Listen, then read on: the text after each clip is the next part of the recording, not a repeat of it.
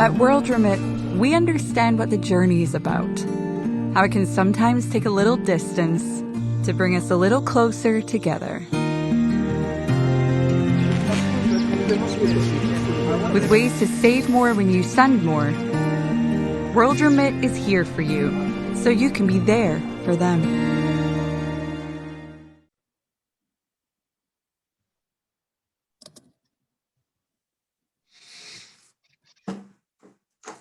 Okay, we are back again. February, I mean, this is the first Saturday in February, the 6th of February. I almost said January. And today is also my daughter's birthday. So I'm here. I shouldn't be here. So that means that I'm here because of the love that I have for everything else that is happening, not just for you guys, but also for Kenya. That's why I'm here. Today is my daughter's birthday. I shouldn't be here. Okay, so once again today, in fact, I'm so happy today that Weldon is back with us today. And we also have Alex. We have Musau, the Mboni MP for 2020. That's next year, by the way. And then we also have Josiah. So I'm just going to let these men introduce themselves. So I'll start with Alex, please. My name is Alex Kamau. I think I've been here before. And delighted to be here to carry on with the conversation from where we stopped last week. Thank you, Alex. Okay, so Musau, please, our MP. Thank you, Lydia. My name is Thomas Musau, businessman in London, UK. Secretary General for WIPA UK, contestant for Mboni parliamentary seat 2022. Thank you. Okay, Josiah. Yeah, thank you very much, Lydia, once again for inviting me to the show to carry on the conversation last week. Is Josiah Kimani, international technology thought leader. I'm involved in software development, as well as an international telecommunication service for Africans, as well as a proprietor in an East African newspaper, Informa East Africa. Thank you. Thank you, Josh. Okay, and I'll go to Weldon, please. My name is Weldon Korir, and I'm in France, Paris. I've been here for the last 9 years, and currently I'm a student, a master's in international business development. And also I work with the French military. For all these 9 years I've been in France, and I'm looking forward for a fruitful discussion, especially about remittance. Thank you very much. Thank you, Weldon. Oh, today we're meant to have someone from America, from One Voice, but we all know nowadays the way the world is today, someone is well, tomorrow they're not. The guy is not well today, so we say quick recovery to Kennedy from One Voice Consortium, America. So today, February, the 1st of February, and this program is brought to you by KDA, Kenya Diaspora Alliance, based in the UK. Also by Kenya and Friends in the Park, based in UK. And Kifua, which means Kenyans in France, Umbrella Association, based in France. And also One Voice Consortium, based in the USA, Obama's land. So thank you very much. Okay, we're back again. And before we start, like we started last week, we had a video that we showed up regards to our country, Kenya, where we are at, where we've come from, and we definitely don't know where we're going. Even though we have one of our MP here today, or want to be an MP, I don't know if he's going to join them or to beat them, but where we're going right now is up to us to stand and fight for where we're going. I'm just going to play a video of where we are at right now. I hope I'll manage to play it, because this technology nowadays is something that is not very friendly.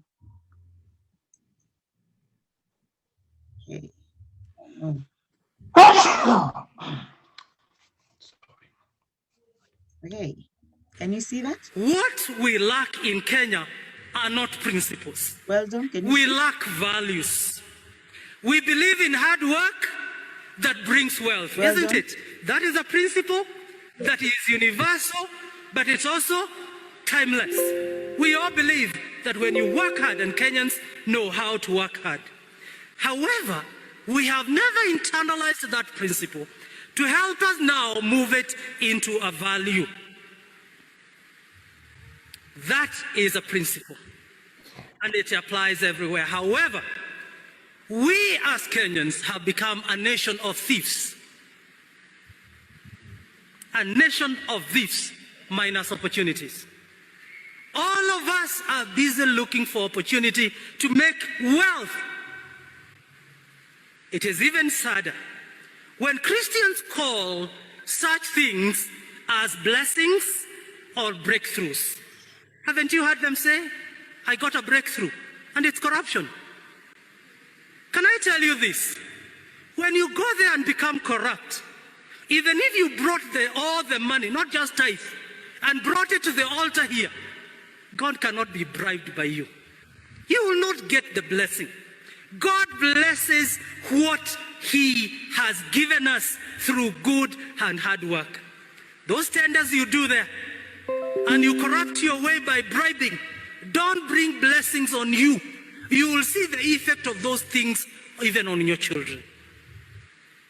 No wonder the president the other day confessed that 2 billion shillings are lost every day. Now, you know, Mr. President is not just a simple guy. When a whole president confesses that 2 billion shillings are lost, believe it, it's true. Mr. President, thank you for the confession that we are all thieves minus opportunities. But what does that tell you? Mr. President, you have the EACC, you have the DPP, you have the NIS, you have every government machinery at your disposal. Either government knows who steals the Kenyan money, or the government is part of the stealing. What are you telling Kenyans when you confess such? That you are defeated? Who will save then this country if the president cannot save us? We have become a nation of thieves. Up to now, KEMSA report is not out, even after the president gave the ultimatum. Either the government then knows the thief or they are part of the scheme. No wonder. Nowadays, everybody wants to be a politician. Why? The moment they are elected, the first thing they ask, what is there for me? If that is the way you go asking for employment as believers, and the first thing you ask is how you can steal, there are no blessings on us as Kenyans. And these are some of the things that are fueling the hustler dynasty narrative. We have money for BBI, which will only benefit only a few people at the top, the kingpins. BBI will not solve your problems. They only want to benefit at the top so that they can share. We can have money for BBI, but we have no money to build schools that our children learn under the trees. Then the CS talks about it is good for oxygen. We don't lack oxygen even in classes. Our counties cannot receive 15% of the allocation, which is constitutional. Then you want to argue to me that the BBI comes and solves all your problems and gives you 35. If you can't give 15, how do you give 35? Why the lie? Let me remind Kenyans that when your tribal man becomes the president or takes the 5 top seats, as per the proposal of the BBI, you will remain poor. Ask those people, those tribes that have produced presidents, have they benefited from it? No, they're even poorer. Politicians have their agenda to eat and loot this country. What we need, we as Kenyans, are opportunities for employment, roads, networks, markets for our produce, quality healthcare, and quality education for every Kenyan. Let me conclude by saying this, that if you as a nation, if you're a Christian nation, then our values should be led by the scripture. In conclusion, it is sad that most leaders are motivated by power, influence, and money. It is even grievous when this happens in churches. The church then loses her moral authority to challenge corruption and sin. Churches have opened their podiums to politicians to attack their opponents. Reggae must stop in churches. And I want to tell politicians, in this cathedral, this podium will never be used by you. Let me tell Christian leaders, close your churches to politicians. You are going to destroy this country. And remember, whoever pays the piper calls the tune.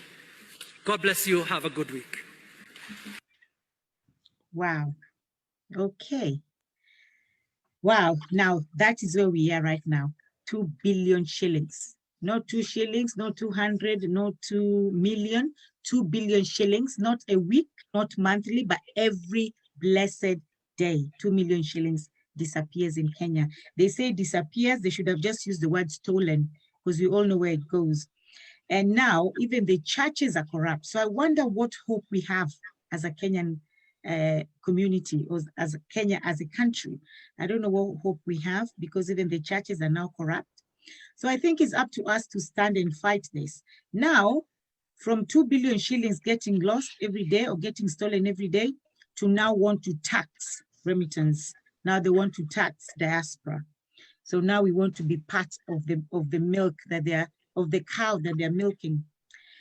My personal opinion, this is 100% systematic oppression from the government, from our government, Kenyan government. And I like we always say, that we need to use platforms like this to air our views and also to speak up. And last week, actually, I got contacted by somebody very high in Kenya. They actually hear us and they see us. So don't ever think that if you have a platform out there, that your platform is small. No platform is small. Every platform means something. And every single person watches a platform someday. And someone is watching us and is not very happy. But we're speaking the truth, and we are standing for what we believe is ours, rightfully belongs to us, remittances. My personal opinion, if we have our 48th county, like we always say, only diaspora, we have 3 million diasporas. We can actually implement our own taxes and also partake in real projects, both on paper and in reality. But what do I know? Like I always say, I'm only a facilitator, but I have my panelists here who are actually qualified to speak about this. And I'm going to start with Alex. And Alex, before you even say anything, I had some questions for you. Somebody actually wanted you to clarify if the tax applies to all remittances in Kenya. And the second question as well is, do you actually know how much percentage is being proposed to be taxed? So I'll start with Alex, please. Thank you, Alex. Fair enough, Lydia. I think there are two things here, and I think we need to disentangle the two. That we have not said, or there is nowhere where it's written that, you know, a tax has been proposed and it is going to be this much, or there is this percentage. What we have tried to do is to look at the proposals by the government, that we look at where our government is from a fiscal position, that financially, our government's financial position is terrible. And then we look at the second indication, which is the concerted effort of the government to try and allegedly or ostensibly to collect this data in good faith. You know, who are the senders of the money and who are the receivers of the money at home. And I think one does not require so much intelligence to be able to understand that the government is not doing this necessarily because they care for us, or they want to get a better understanding of who we are and what we have been doing, because I think the government would fairly be understanding these things. We are able to infer from the actions of the government that what they are trying to do is to collect data that is going to help them to widen the tax base. And tax base means bringing people who are previously not in the tax net into that very, very, very tax net. And the remittances would provide such an opportunity, considering, as it were, that most of these transfers either go through a banking system that is easy to follow, or maybe use IT structures such as, or platforms such as M-Pesa, to which the government can simply say, you know, for every amount of money coming through here from abroad or from remittances, you should be able to deduct this money at source. Withholding tax is quite a central part of Kenya's tax system, and you can actually see this is not something which would be very, very, very hard to do. So we need to clarify here and say the government has not said that they are going to tax anyone at all, but it is the suspicion we have, and this suspicion is not born out of dreams. It is born out of the fact that the moment the government tries to bring into the system or into its planning people who are previously not there but who have an income to give, then you can actually be able to infer that maybe the next natural consequence is going to be able to say, yes, this now is an income produced anywhere or coming anywhere in Kenya should be subject to tax like anybody else. So that is important to try and clarify. And somebody might be able to say, but we have not been told we are going to be taxed. And I was actually just having a conversation with you, Josiah, I think before we came live, that now importers of vehicles in Kenya are paying a levy called real development levy or something like that when they import vehicles. Now, I want you to understand that these romantic terms that governments use like levy and everything else, they are actually taxes. If you are having to make a payment from either a transaction or an activity that you undertake, and you have no option on the payment of that payment, then it is by definition a tax. We normally say if it quacks like a duck and jumps like a duck, swims like one, definitely it's a duck. And that is difficult that we have here. So we need to disentangle those two things. The second thing is what I referred to in the document that we read here last week, the bill which has been brought by the Senator for Murang'a, the Honorable Kangata, which outlined things that need to be done. And I think I did refer people to go and read, I think the second section of that document, and be able to see what powers it has given to the Secretary of State. And I'm saying, remember what laws, or the way laws work, is that you come up with legislation, the primary legislation. And essentially that primary legislation should not contradict our constitution. And then that primary legislation then becomes the framework from which all proposals that are given by ministers of government across Kenya should be able to follow. And you can actually see that where they say the Secretary of State can be able to do this, they can be able to do this, they can defer or determine or propose or suggest where maybe the remittances coming from should be channeled through. It leaves a very, very, very, very gray area that could be exploited tomorrow by a not very well-meaning Secretary of State. And what difficult also is the fact that they are not talking about speaking to us, the diaspora. They're saying speaking to the Kenyan missions abroad. And I'm not very, very, very sure there is a very, very harmonious relationship between ourselves and the commissions or the consulates that represent us abroad. And this is a bone of contention. This is a difficult that we have, Lydia. And it is right that we are talking now and trying to contest both our views, and it is right that they are challenged and analyzed by other people. But I fear, and I will say this again, I hope I am wrong, but I know the reason why the government will be collecting this data is to try and see whether they could be able to get a percentage of the about 360 billion shillings that Kenyans remit directly to Kenya every year. Can I just maybe say something on the back of what Alex has said?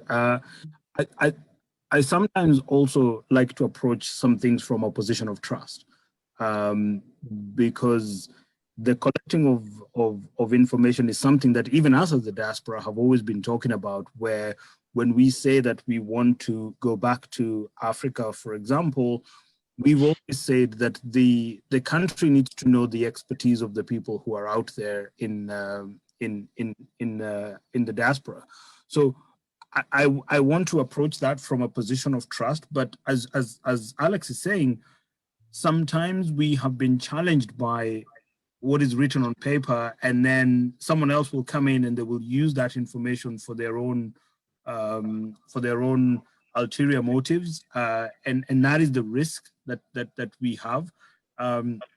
For example, now when we talk about money remittance, and they want to tax the money remittance, and they want to talk about who is sending the money and where is the money going to, there are elements of data protection, for example, that we have to consider, because as diaspora, we're in a place where we talk about the general data protection regulations, GDPR. And then when that data goes into Kenya, we don't know what it's being used for. We don't know who is using it. We don't know who is going to be, where that data is going to end up and who is going to be sold that data.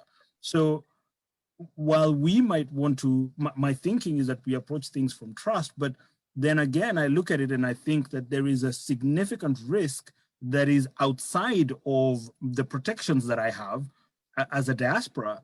And then that now brings in a whole different subject that I don't believe has been thought out. And if it has, these are the kind of debates that we should be having with, for example, the Kangatas who are bringing up some of these bills. These are the things we should be having, discussions we should be having with the missions, for example, to discuss some of these matters so that they can give us assurances. And those assurances should also be included in those laws. So when we talk about data protection should be added into that kind of a bill, so that we can then, if there was any legal repercussions, then we have a leg to stand on. Because at the moment, all we have is this information that has been fielded out there that says that we are required to do this, or the missions will try and do this. But actually, what safeguards have we got as the diaspora? So I think this is a wider discussion, and it's not so much. And I like what Alex has said, that there is no any specific tax element that has been mentioned, but widening the tax base is always going to be a subject that the taxman is going to celebrate. But we need to be mindful that there needs to be a balance that safeguards the diaspora community. Sorry, Lydia, I had to interject there for a moment. And if I may, Josiah, I have to say something which might even sound controversial, that I've said before, that besides the consumption taxes that the remittances we said to Kenya actually give as a direct contribution to the economy, that there may be merit sometimes if we were to be asked to give something small towards our country. I would tell you frankly that if maybe the diaspora were to be approached, okay, and I've said this before, even our government approaching us to see whether we can have a national framework, almost even like a fund, a diaspora fund that is put long-term, very, very, very much akin to a retirement development program, but because the possibility that we want to withdraw that money ourselves is almost very, very, very, very low. And as happens everywhere, including here in England, what the government can then do is use that pool of money for things which are very, very, very, very long term. For example, strengthening the Kenya's health sector, strengthening infrastructure from which the future proceeds can actually be used as payments to the people who had made those contributions in there. Because at the end of it all, I don't really think that we, the diaspora, are so unpatriotic as not to say we would want to go that extra mile to help our country. The difficulties in the very, very video that we have watched at the beginning of this presentation, that the looting and the stealing and the misappropriation of state resources has reached such an agonizing crescendo that so many of us as citizens are so suspicious of our government. And I think where we do not believe the government is up to any good with the money they are collecting already, you would understand why people do not believe the solution is in collecting more.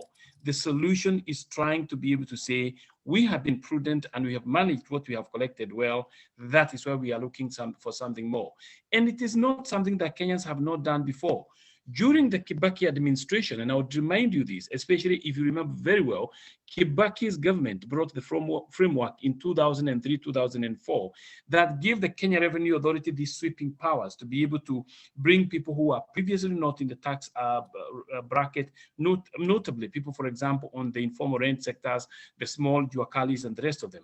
And he came up with this very, very, very powerful phrase, tulipe ushuru tujitegemee. And people were able to see that connection, that if we are able to make this payment, and then I'm able to go to my local constituency, my MP has money that previously they did not have, the constituency development levy. You know, I am able to go to this road, which is being constructed and it was not there before.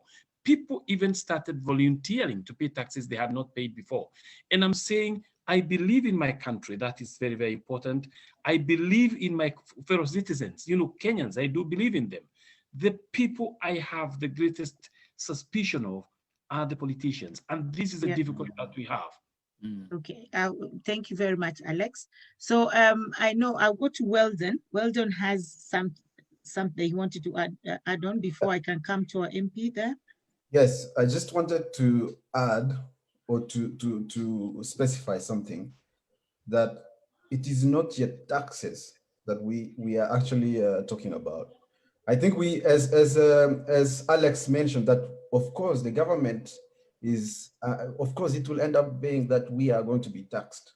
But what we are talking about is what the Central Bank of Kenya announced, that they are going to start for the first time to do a survey from February and March about the remittance. They actually said that they are going to start the survey from February, which is this month we are, and March, to try and see or collect the information and see how efficient and the ways that the people from diaspora, the ways that they are using to send money home. They also say that the information they want to acquire is to help them to guide them to make policies, which we know definitely they are trying to find out the information, and as Alex mentioned, that it will lead to taxes. But I want to say that according to them, the Central Bank of Kenya, they are going to work with the Ministry of Foreign Affairs, the Kenya National Bureau the Kenya National Bureau of Statistics, and other stakeholders that are concerned, basically to make sure or to collect all this information and see how they can actually improve. What I'm expecting to see from them is the challenge that they mentioned, because they promised us in the Kenya diaspora policy that they will work and make sure that they reduce the cost of us, people in diaspora, the cost of sending money back home. So I believe, according to me, I believe this is a good project to collect, to have the survey and collect the vital information. But as so many things, as we have seen in the video, and as Alex and Josiah had mentioned, that there is corruption and everything. This is a good plan. This is a good plan because it will help them to understand, to solve our issues, the challenges we have. They also mentioned that they will find out if Kenyans in diaspora has investment. If we know about the investment opportunities in Kenya. They also mentioned that they want to know how effective are the remittances that are received in Kenya. You know, so I believe that what they are doing is. I think as diaspora, we actually really know about investment opportunities. I think we've known that for quite a while, quite a long time. I don't think we need anybody from Central Bank of Kenya or for any government party to come and tell us about opportunities of investment. Well done. Yes, so challenges that we have as diaspora. Exactly. What I'm trying to do is I saw their press release, the announcement from the Central Bank of Kenya, and these are some of the things they mentioned.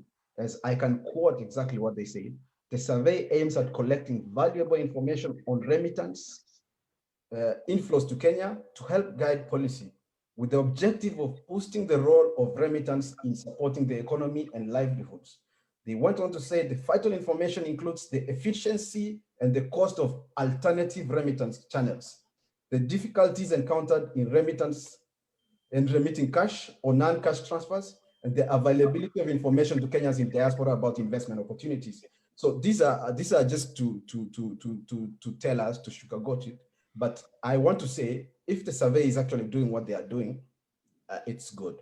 But we wait to see. And I want to take this opportunity to say the platform actually can invite someone from the Central Bank of Kenya so that they can explain to us and we can be part of the process, because it's only 2 months. Thank you very much. Okay, thank you very much. Our MP wanted to say something as well. Thank you, Lydia, and my fellow panelists. I want to take the view Weldon has taken of being optimistic for once, because sometimes we could be so pessimistic that we actually become irrelevant. We need to be open-minded, but at the same time, we must stand guard. Should this process lead to something sinister, then we need to stand up for our own rights. But as far as I'm concerned, I think it is not that bad as it seems. And we need to be optimistic because it could bring us better things in the future. Maybe after the survey, after the report, who knows, they might think, oh, these guys are doing such a great job, we need to reward them with something. Probably be given that opportunity to vote our own representative in parliament, or probably reduce our tax when we send money and say we are overtaxed. You never know. And in that regard, I want also to go to the next thing I wanted to say, and this regards, with permission of the host anyway. Yeah. Good. I want to touch on the clip that you played because it touches a raw now to all the politicians and anyone in the position of power. And in the same breath of optimism, I want to say not all politicians are actually bad. There are some people there who go there with a reason to be there, with the values, with the morals. And we actually know that, Musa. We know that 99.9% are corrupt. So exactly. The ones that are not corrupt. But in the clip, there's no way to say some people, they say it's a blanket condemnation of all politicians, and including those who are going in there. And I want but Musa, you can't blame us because 1 billion, 2 billion shillings every single day. So what do you want us to say? That figure is actually suspicious because 2 billion per day, multiply that by 368, 60. Is it 60? How many? 730. 730. How many? Yes, so probably our president doesn't know how to count. Our president doesn't know maths because but our researcher, how much is it if you multiply that one by 305? 730 billion Kenya shillings stolen every year, which is almost probably maybe give or take almost about more than a third of our entire budget, because I think we have a budget of about 2 trillion or something like that this year. So 700 billion is a very, very, very, very high sum of money. It's a lot of money. It is high, but I would say that probably the president that did not do his maths right. But let's just take it 2 billion, because if we lose a third of income per year, probably there would not be anybody employed by the government. But let's give him a benefit of doubt. If that is the situation, then this country needs a bit of beating up. And this is why we need people with the values and morals to be voted. Can I chime in just a little bit, Sao, because you sound very shocked that that is a possibility, and I think it worries me that you're concerned that is a reality, because it is possible that kind of money in a day, whether the president has made a mistake or not.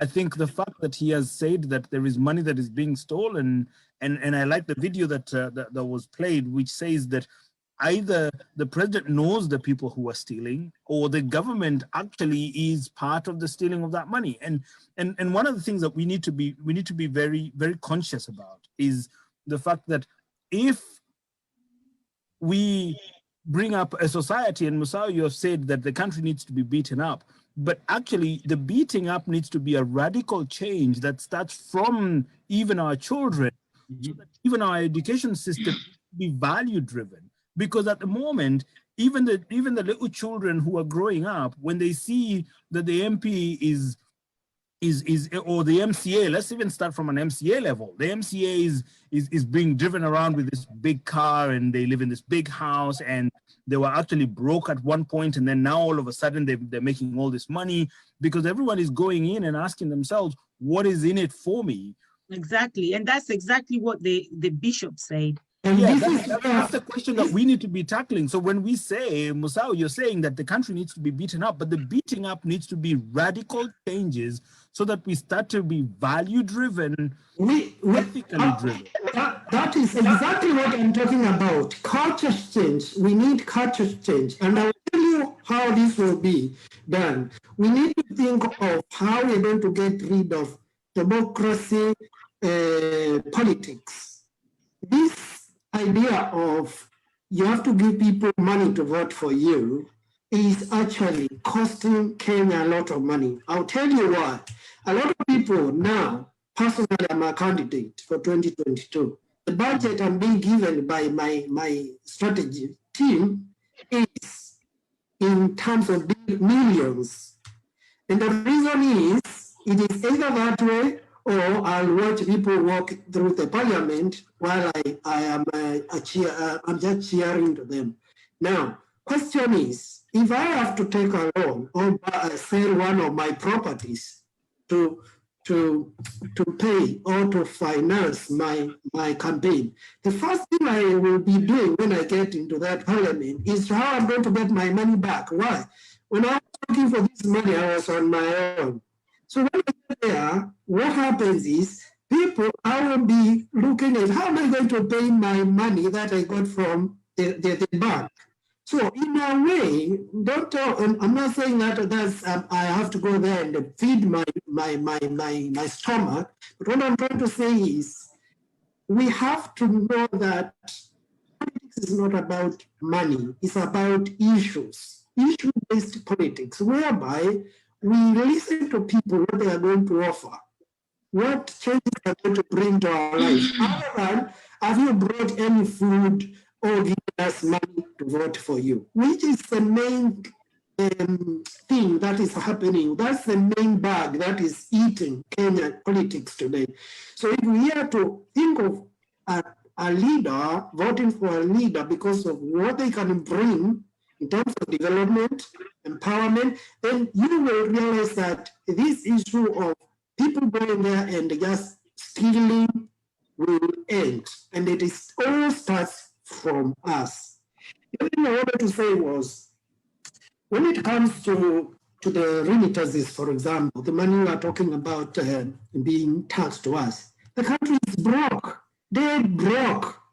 And the reason it's broke is because... How can you say that? How can you say the country is broke when 2 billion shillings is being stolen every day? How can you say the country is broke, Musau? Now, how are we broke? How did we get there? I have friends working in the county government, in government departments, who say the allowances have been withheld. Why is this? There's no money, it's dead broke, and it is a matter of time before people actually went without their salaries.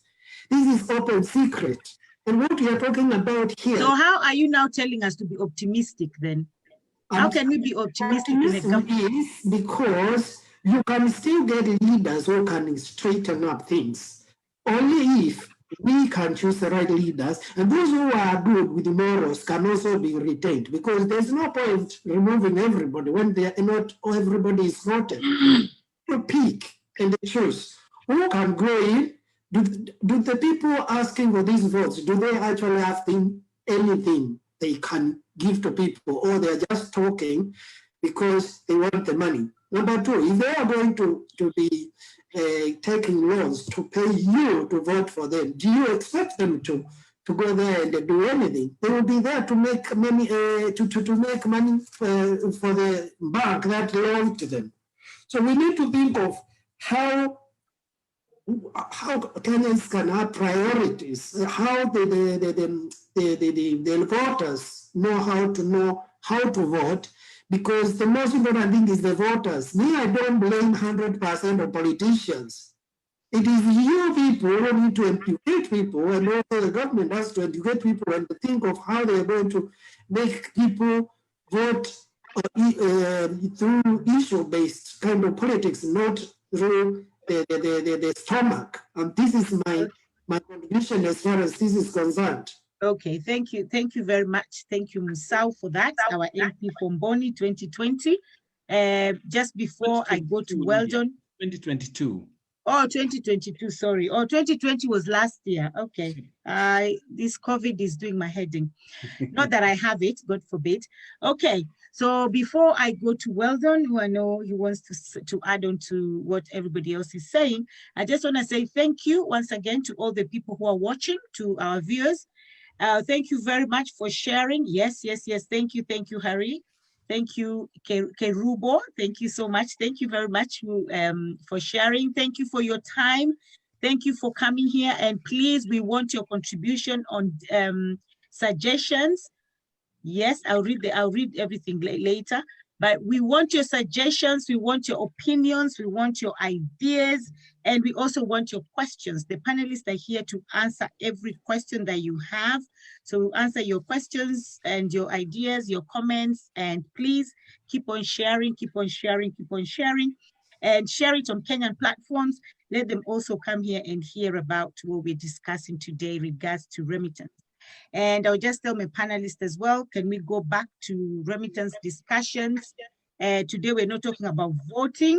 We'll talk about voting another day when we are only here, me and Musau, and ask him why does he think that he needs to be on that? He needs to be an MP if it's not just to eat like all of them, or maybe some of them. I was told it's not all of them. So we're going back to remittance, and I'm going to welcome Weldon to come and tell us. Thank you, Weldon. Because before we mention something about remittance, I wanted to talk about what the next member of parliament was saying. We're not going to talk about voting, Weldon. It's not about voting, but Okay. it's about corruption. Okay. It's about the message from the video that actually the president himself admits that he cannot manage his government, that he cannot, he knows that he's losing 2 billion every day. So he actually admits that he cannot, he's no longer able to stop corruption, because he's the chief executive officer. We gave him the mandate. He can fire and hire whoever he wants. So he is actually saying that he knows that there's 2 billion being stolen every day, and he cannot do anything about it. So the other day, we saw that even the MCS, they asked for car grants, and the government the president accepted it so that they can pass the BBI. If you see in Kenya, we have over 2,200 MCS, and if everyone is going to get 2 million, that's 2 million times 2,200. That's more than 4 billion for MCS only, just for them to accept to pass BBI. So Kenya has money because the president actually accepted. So Kenya has money, but they don't want to give to the doctors. They don't want to give to the teachers. They don't want to give to people who are actually doing service, You see, even the governors, the 15% that is in the constitution, they can't have it. And they're being told that they will have 35%. So definitely that's the challenge that we have. It's leadership, because that's all based on leadership. Coming back to the issue of today, as I mentioned, that the Central Bank of Kenya is actually doing the survey. What I would like to see, maybe in the next discussion, is perhaps bring someone from Central Bank of Kenya to tell us how they are doing it. And because they mentioned they were going to look for all those people who are remitting money. Okay, it's us, and no one has actually. I don't know if anyone has been contacted by Central Bank of Kenya. I have no idea, because we are the one remitting money. So they say they are going to look for these people, and those who are receiving the money back home. So if it's starting this month to March, we want to see through the Ministry of Foreign Affairs, maybe through our embassies, we want to see that we are involved here, so that if it's going to help guide policy, you know, for diaspora, because they actually, in Kenya diaspora policy, they accepted that they have a challenge of effective contribution to national development of remittance. So this is my contribution, and I think it's not a bad idea to do survey, but whatever they are planning to do, definitely they want to make sure what we are sending home, the government has something, even if it's 50 cents, you know, it's a lot of money. So they want to, we cannot accept to be taxed twice, because we are already taxed. So if the government has to do something about it, they have to find a way where we can send our money even cheaper. I don't know if they are going to come up, because Kenya is well known to, I just realized the other day after being doing my master's in one of the schools in Paris, Kenya is well respected when it comes to innovation because of M-Pesa, actually. When you go to business schools, when they hear you are a Kenyan, they say, you guys, you are the best. You came up with the innovation of M-Pesa. So we want to see if there can be some innovations for us so that we can send money cheaply back home. Thank you very much, Lydia. Thank you very much. And yes, we all agree as diaspora. The bone of contention is the fact that they did not consult any of us. So like you said, Weldon, you don't know if anybody has been contacted or consulted for that matter. And we are the diaspora. We've not had anything. All we know is, oh, the Central Bank of Kenya, this is what they're saying, this is what they want. But again, as well, just my suggestion or what I'm thinking is, I don't think if they were to say that they want to tax the remittance, fine, but let us see what the projects that they're going to do, because we all know that the remittance, they play a big role in Kenya's development, infrastructure, hospitals and schools have been neglected. Those are the places that have been so much neglected, especially healthcare. It's been so much neglected. So if they say, okay, diaspora is being taxed, the money, this is what the money is going to do, and we actually see the project in reality, then I'll go back and say, I'll be one of the people that will support that. I can see Josh wants to step in and interject. Yeah, Lydia, I want us to be very clear about one thing, that diaspora remittances have always been taxed. So the subject of diaspora remittances will start to be taxed today is a fallacy, because every time you send money to buy something in Kenya, for example, that money is taxed. Every time you send money to your family, that money is taxed. Every time you use your Kenyan line to send some M-Pesa to Kenya, you're paying an additional amount because you're sending money through your M-Pesa line, and therefore we have always been taxed. And in fact, even with the investments that we do in Kenya, anyone who is in the diaspora and goes and does an investment in Kenya, for example, in farming or property or even in buying land, for example, you need a PIN, and that PIN means that the money that you're putting into the investment that you're putting in Kenya, that is also being taxed. So we have always been taxed. This is not a new thing. I think let's not get too scared about the taxing, and this is why I said in our last conversation last week that we also need to be mindful about scaremongering, because the diaspora has been making a lot of noise, and the diaspora is becoming integral in the conversation around political matters as well as socioeconomic matters in Kenya. And when we start to hear taxes, most people, when they hear that there is a tax that's coming and they know that the taxman is going to be chasing after you, most people will run away. That's what most people do. Even in the diaspora, when you hear that you're going to be dealing with, for example, in the UK, you hear that you're going to be dealing with the taxman. You get scared and you freeze in your feet, and so we need to be balanced in this conversation, and we need to be honest. The taxing has always happened. This new taxing that is being talked about, when we now start to, if they're saying that when we look at investments, for example, that they're going to be taxing specifically the diaspora because you have come and done some foreign direct investment, maybe in horticultural or in property, then those are the conversations that we should be having. But I think taxes, we've always been taxed.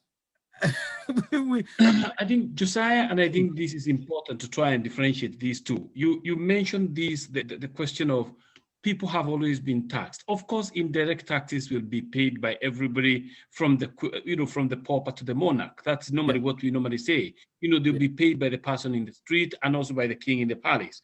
Because, for example, if I buy a fuel and there is VAT on that fuel, which is an indirect tax, then it means there is no way I'm going to avoid paying that tax unless I elect not to buy the fuel. And of course, if I have a car, I need the fuel. I think the central contest here is about having direct taxes, taxes levied on the income itself, because then the impact and the incidence falls on a single individual. It is a person producing that income who is going to pay to bear the tax burden. That is a conversation. For example, that if tomorrow I'm sending 5,000 shillings to Kenya, to my brother, to my mother, to my sister, to go and use as they elect, I think the freedom of knowing that this is money they will have the free way to spend as they see wise gives them that sort of false security that there's no tax responsibility on my part arising from me receiving this money. I think the fear that people have is a situation whereby remittances attract a specified tax that is known and certain, and one that requires to be paid for the money or for the transaction to take place. And you mentioned two very, very, very important things, Josiah. People have always paid taxes. And I will tell you something. I don't know which part of Kenya you come from, and I don't want to ask that question publicly. But if you look at most of the areas in Kenya, and I'll give you a specific area in Kenya called Githunguri, which is an area which has so many diaspora in here. This is a town, because of the role the remittances play within the wider area, this is a town which is busy and vibrant from January to January because this money is going around.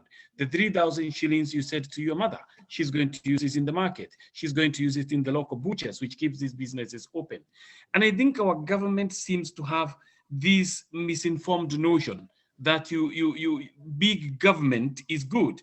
Taxing money from those most likely to make the right judgments about its use is better to tax that money and give it to the government to then decide what to do for these people.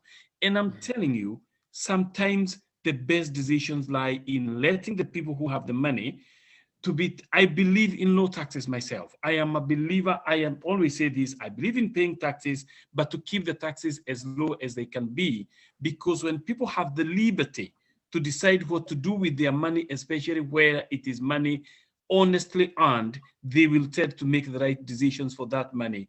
And in many cases, better decisions than the state or the government that seeks to collect more taxes. Do you also agree, Alex?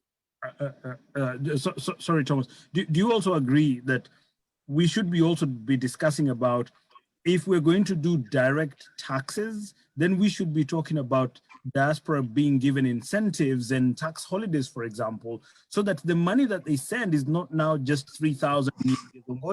It now becomes, actually it's 3 million that is being sent by an association of some sort, and we're going to give them a tax holiday maybe for a year or 18 months in order for them to then push this money into an investment where the government can then start to tax that that investment.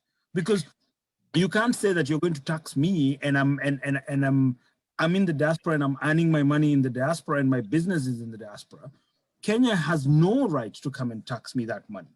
But I think what we should be talking about is a conversation of there are incentives, for example, of maybe farming, for example, maybe a potato farm in Nyandarua somewhere, where we now start to say that we're going to give some tax holidays for some associations to come in and develop this area that we think is going to be huge in the area.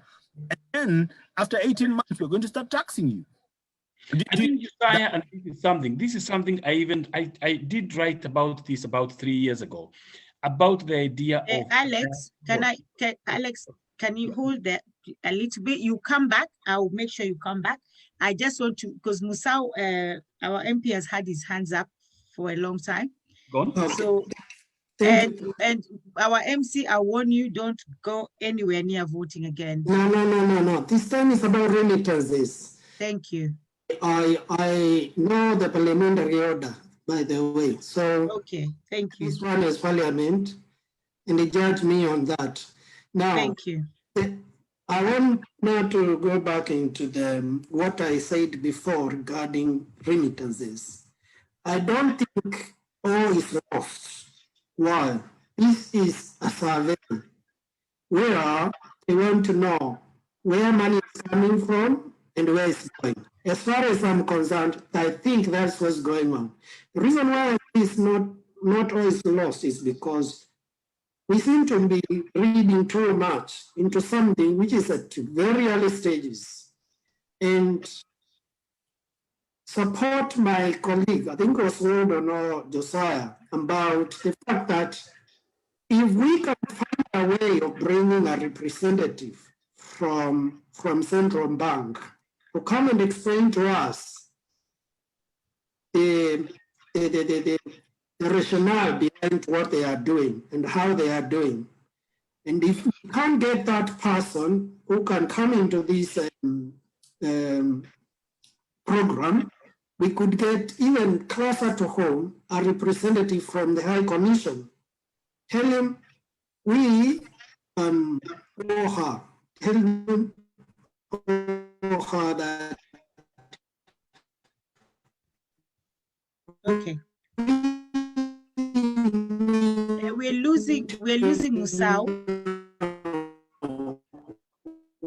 Okay, we're losing Musau and okay. Yeah. All right, yeah. Musau, sorry, we're losing you there. So I'll go back to Alex, please, and then I'll go to Weldon. So we've lost Musau there. Josiah alluded to something that we had started a conversation on last week. The idea of trying to make the diaspora count for long term. Musau. Lydia, can you hear me? Yeah, I can hear you. I just wanted to say Musau to, yeah, I can hear you. Oh, sorry, Alex. Yeah. Sorry, Alex, you're muted. Yeah. Can you hear me? Yes. You had muted me. So yeah. I was saying, Josiah referred to something very, very, very important that we had raised last week, that instead of our government taxing us, they should, or considering taxing remittances, let's use the correct word, because I think semantics do matter here. They should be providing incentives for the diaspora to be able to invest in specific industries. And I was saying this about 3 years ago. I had brought about the idea of a diaspora board. You know, bonds are the papers the government use to borrow money in large quantities. People do call them treasury bills and what names, but by all means, it is a form of the government borrowing money from the public or from other investors who have the money. And I was saying, what would stop our government from issuing diaspora bonds that may be mature in 5 years, in maybe a year, 2 years, 5 years? Because what this would actually do is to encourage people in diaspora jurisdictions such as the UK, where probably people can access credit more easily, to consider even borrowing money here, buying those government papers, and actually making a profit in the difference. And I give you an example.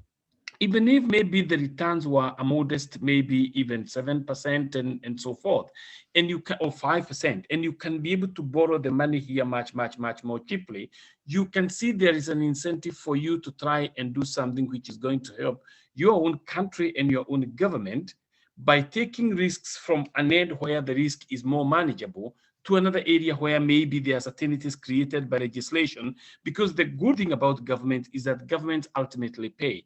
But if you're telling me that because there is this juicy pie of 340 billion that we are going to get more from it by taxing it, I tell you that in the end, the losers, it's not going, it is going, everyone involved is going to be a loser. People will send less money, and as a result, the economy loses out. Because I said this, and this is something that does not seem to be very clear to many people. The money that is sent to Kenya every year is money that actually stays in Kenya. It does not leave Kenya henceforth. It doesn't leave Kenya henceforth. The 340 billion which was sent last year has been spent in Kenya, has been invested in Kenya, is going to create opportunities in Kenya. By contrast, foreign direct investors who come and invest their money in Kenya, they expect to get a return from the country, and they will take that money away from the country in one way or another. I'll give you an example. Standard Chartered is a UK bank. They are probably maybe one of the most prestigious banks in Kenya. They have been for many years. The profits they make in the Kenyan market every year, they are going to repatriate some of that money to their shareholders here in the UK. So if you look at the two things, it doesn't require a very smart person to be able to say, where the competition is between our own people, our own citizens abroad, who are sending money into our country and the money stays in here, we should be doing what is humanly possible to encourage them not to send less of the money, but more of the money. And I think with the right incentives, Kenyans can do that. Lydia? Thank you very much, Alex. Okay, so I'll go to Weldon, but before I go to Weldon, 1 minute, I just want to say thank you once more to all our viewers on Facebook. Thank you very much, and thank you for sharing. Thank you very much, and keep sharing, keep sharing. Thank you, all those people have told me they've shared. And also your comments and your questions as well. We're going to take your questions. Well done, good point, Alex, someone said. Okay, just to read a few of what is happening. Look, somebody said, well done, I learn a lot every day. We remit a lot of money hourly in Kenya.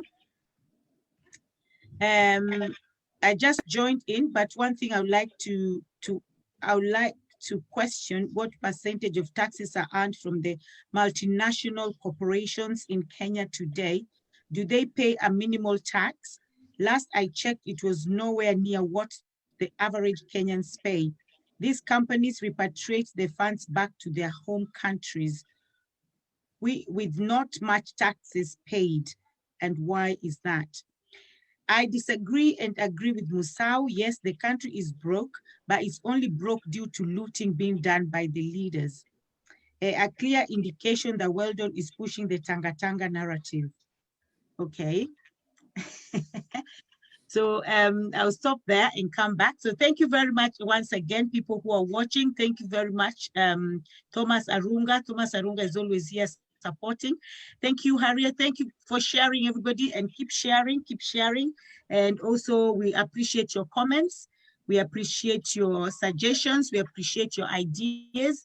And mostly as well, we want your questions and we appreciate your questions. And we have panelists here who are going to answer it. And well done. We are coming in, but you also need to clarify the fact that you are indicating you're pushing the Tanga Tanga narrative. Why would you come and be pushing that story for us? Well, how much are they paying you? How much are they paying you? Okay. I just want to say that I don't even know what Tanga Tanga is, and I don't belong to Tanga Tanga, Kileweke, or whatever it is.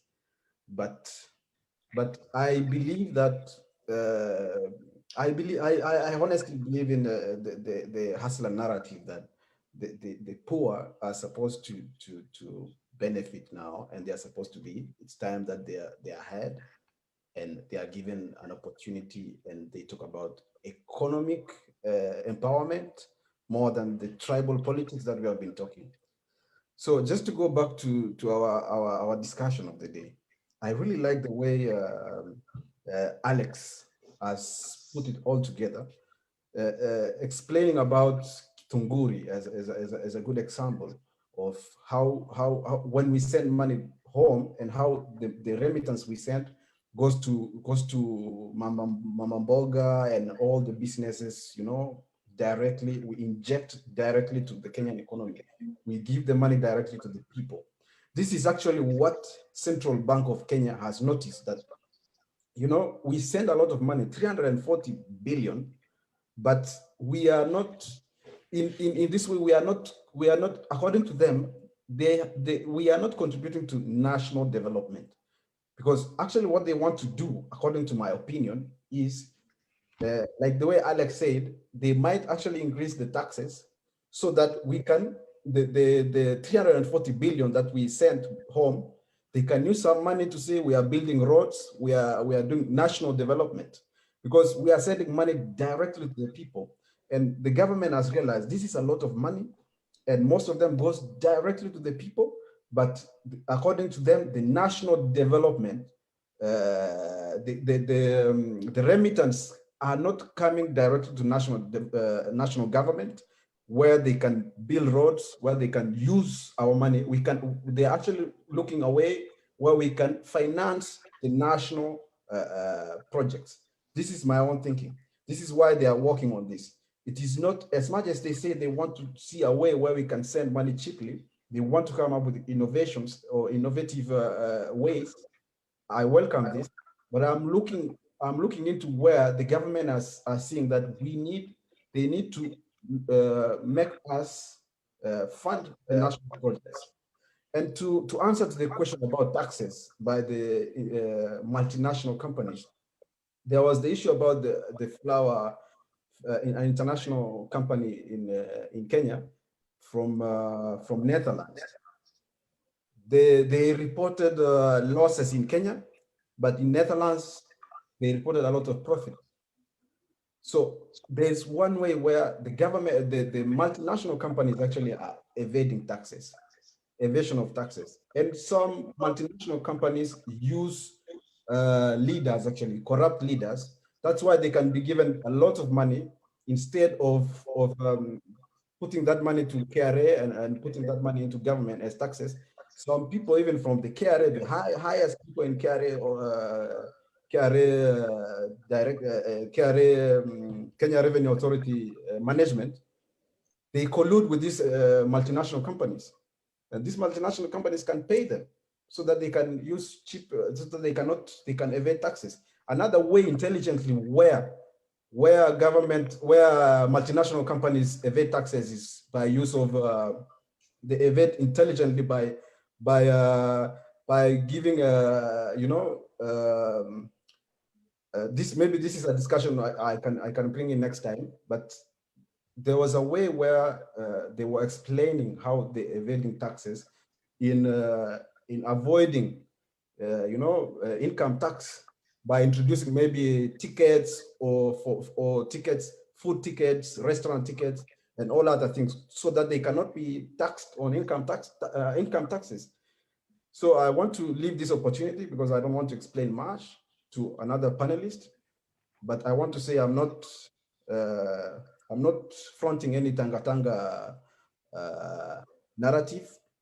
We're just diaspora, and I represent all the Kenyans in France as the president of Kenyans in France Umbrella Association. No one is Tanga and Keleweke. We have politics differently here. Thank you very much. I want to chime in maybe on on one point that Alex had made, that if the government decides to tax the diaspora remittances, that diaspora will send less money. And actually, I don't believe that is a true point, because the diaspora send money because they need to send money. There is a need that they're meeting on the ground. They just don't send money just because they have a lot of money in wherever they are in the diaspora, and they think that actually I'm going to send all the change that has remained back to Kenya. So I think that the diaspora will always send huge amounts of money. I don't believe that if there's any taxation, the diaspora are going to send any less. But what I would want as a strategic direction from the government is, and central bank, for example, is to start looking at how do we double these remittances, because the remittances that we send are always going to be remittances that we send, because every time someone jumps on a flight and leaves Kenya and comes to the UK to study, or comes to the UK to work, or goes to Australia, or goes to Asia, or they go to even other African countries, they could be going into the next door country in, South Sudan, for example. Every time someone leaves the country, they don't go because they're running away from it. Well, of course, there are people who, because of other reasons, they may be running away from the country, and we're not going to go into that subject. But irrespective, the minute that someone is in a different country, they always look back at where they have come from. And so the more people are going, which we used to call brain drain, the more people are going, then you're going to recognize more inflows of currency. And so I don't think that the money is going to reduce. I think what the government should be focusing on is, what are we going to do different in order to increase? So for example, if I was only sending £100 per month to Kenya, for example, what can the government do in order for me to start sending actually £400 or £500, because £100 is going to my family and friends and whatever, and a few other things that I'm doing, but actually £400 is going into some investment that the government has put together that the diaspora can fund. And I like what you said about the diaspora bonds, so that the government can now start to actually benefit directly from this kind of additional funding that the diaspora will send. So I don't think that we're going to lose the diaspora sending money because of taxation. I don't know, Alex. I think we just have got to understand one thing, which is, in general, taxes will dissuade people from doing things that they used to do previously. And to just explain this in a perverse manner, during these times when there have been a lot of difficulties in Kenya, or during the COVID year of 2020, Kenyans sent more money in Kenya because there wasn't the incentive for us to increase our help to our loved ones down there who probably had not the access that many of us, and thankfully maybe a place like England, had access to by way of some government support and so forth. So that is really, really, really important. So I am convinced that if a tax of some kind on this income, if it is levied directly, it is not going to result in more money being sent. It is going to result in less money being sent. That is a principle, and it works. The second thing is that somebody did mention here, I think it was John last week, that Pakistan is sending its people here to come and encourage, its own citizens to try and send more money to Pakistan. And I will tell you, things are changing. They change very, very, very slowly, but they change nonetheless. Maybe what has happened, and I suspect because Pakistan is also one of the most corrupt countries on earth, is because of the corruption arising from Pakistan. The Pakistanis who are abroad and legally there have probably maybe concluded it is easier for them to invest the money in the countries where they live other than send it to Pakistan. And that could be a very, very, very, very plausible proposition. What I'm saying to you, Josiah, is if I knew that I have worked for money in the UK, the money has already been taxed, but that by sending that money to Kenya, I'm going to be taxed a second time. If that was money which was enough for me to invest here, you can actually see I would easily choose to make that right decision by investing the money in here. And I think the difficulty we have here is that many of the people making laws and the frameworks for which all of us are going to operate in our country are not people who have Kenya's interest in the long term. Many of them, and we need to be honest and speak about it correctly, and that's why I like the clip Lydia played before. We have got to agree, and because you heal and you recover when you acknowledge where you are. We have got to acknowledge, and I can say this from the rooftop, I am convinced without doubt that 3/4 of the politicians in our country are not there because they think they can make a difference. They are there because of the largesse, because of the high pay, because of the benefits, because of the luxuries that these offices give them. They are not there because they care for the country. I'll tell you this. Look at our parliament, for example, both the national parliament and the Senate. It is dominated by top lawyers, for example. These lawyers know very clearly that for them to be in practice to make a net income of $1.5 million a month, they need to work their backs off. But they also understand that by being politicians, the taxpayer will pay for them to enjoy that lifestyle for many years to come.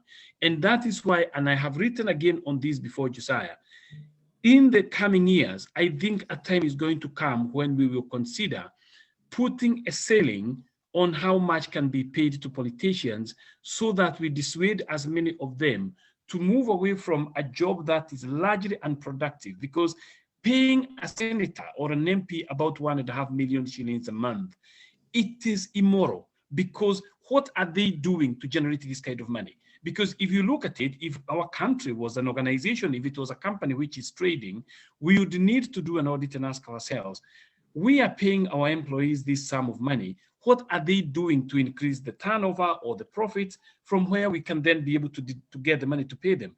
And you can actually see that in all those measures, when you put those parameters almost on a sliding scale and tick them off, they fail every single test that you can have. Because we have a situation where now today, if you look at it, I was looking at the CEOs. If you look at the CEOs of the top companies in Kenya, those are the only people who are competing with our MPs, with our senators in terms of pay. And Josiah, you can imagine, if we are paying somebody to run East African breweries or Safaricom about 3 million shillings a month, running this operation is massive. This person has to make decisions, many of them on the go, and they will be held to account if they fail. The only thing that our MPs will be held to account is probably losing the next election, and then they have a pension for life. I think that this joint is a conversation we will have in the coming days. And I repeat again, and I say this again, the reason why people have become very suspicious of the government taking any portion of their income is because the government will take it to misuse, whereas if they leave it to the citizens, I believe the citizens will always make the best decisions. If they have the money, they are more likely to choose to use it more wisely than their government. That is why I will always say I'm for low taxes. Can I say something about the issue of politicians being paid a lot of money? I must say this, and this one may be controversial, but for government to entrust someone to make policies in your country, you don't need to get those half-empty people in terms of brain. We need the best. If you need the best, then you have to pay them very well. Now, the problem is they have stretched too far. So at least the amount of money is, at the moment, I think is too much. But we still need to understand that if we pay them little money, who is going to be attracted into making these policies? There will be people who are not smart enough to lead our country. And therefore, we need also to understand that if these people are to leave their jobs and their businesses, they must have something there that is attractive to them to be able to go there and contest for a parliamentary seat. The problem is when they are given that money and then they still go and steal. That is immoral, it's not unacceptable. Going back to, so it's obviously a subject to, it depends on someone's opinion, but I do still think that it's good to have good money if we have to get the best brains. Otherwise, you're gonna send people there and they will be doing nothing. Although still we have people who have used money to go. Those are the ones we need to get rid of as soon as like yesterday. Now, in terms of the issue of remittances and the discussions we are taking on, I would say this view scenario is half full, half empty kind of scenario. I would want to believe it is half full kind of scenario because brought me this idea and we are already doing, we are making this noise. This is positive. Why? Had they not suggested something like this, then we wouldn't be able to actually come here and discuss what we are discussing. So that means yes. And Okay. it means that Musau, we're losing you again. in some my internet sites, we need to take this opportunity and keep making noise and invite those people who are undertaking this survey to come and explain to us why this, what they want to achieve from this survey, and if possible, how we can be involved in the survey, and that way we can actually give our ideas on how we would like it to be done, and also if there's anything related to being taxed, then we can voice our disagreement and probably change the reggae, because we can stop the reggae. So if we don't do that, we will be talking through this too late. And that is not what we want. We want to start now before it's too late. Ask those guys from Central Bank. We have a parliament, diaspora parliament online, and we want to speak to you guys about this, because this one is going to affect us. And if you don't tell us what you are doing, we are going to find a way of expressing our disagreement in a different way. Okay. And Musau, your internet is really bad. like it. We must. Your internet is really bad, Musau. We are actually losing you again. Musau, we're losing you. Musau, we're losing you there. And I think you need to pay for a better internet, Musau. That's all I can say. As an MP, you really need to work on your internet. So I'm going to mute you now because we can't hear you. So I'll go to, thank you, Musau, I'm sorry. So I'll go to Josiah. And before I go to Josiah, I know Musau is getting frustrated right now. But before I go to Musau, Josiah, I'll just say thank you very much again for everybody who is watching us. And please keep on sharing. Thank you very much. Someone says civil servant is a voluntary service in any country, including here, which is the UK, the person who is actually making that comment. The hustler narrative is the only true narrative in Kenya. I agree with Musau 100%. That's why we in the hustler movement are saying, okay, welcome Musau home. Musau, it looks like you have one person there who is voting you, but I'm not, because if you can't even afford a proper internet, and I don't think I'll be voting for you. So, okay, next, Josiah wanted to say something. Musau, you know I'm joking. Josiah, please. Yeah, Well, I'll talk just on the matter of politicians, because I think it has been mentioned a number of times. Alex has mentioned it and Masao has mentioned it as well. I think one of the things that we forget is that the every politician that we have in Kenya doesn't fall from heaven. They're all a part of the society that we're in. And earlier on, I had mentioned about changing the values. When we talk about change, we have to talk about change that is lasting, and the change has to come from the children, so that the children can start to understand that actually becoming a politician is not just about making money, it's about representation. And I think that's where we've kind of gone wrong, because we haven't taught our young ones who we say, I remember the days of Moi, when we used to be told that you're the future leaders, you're the future leaders. And we used to wake up in the morning and we'd be told you're the future leaders.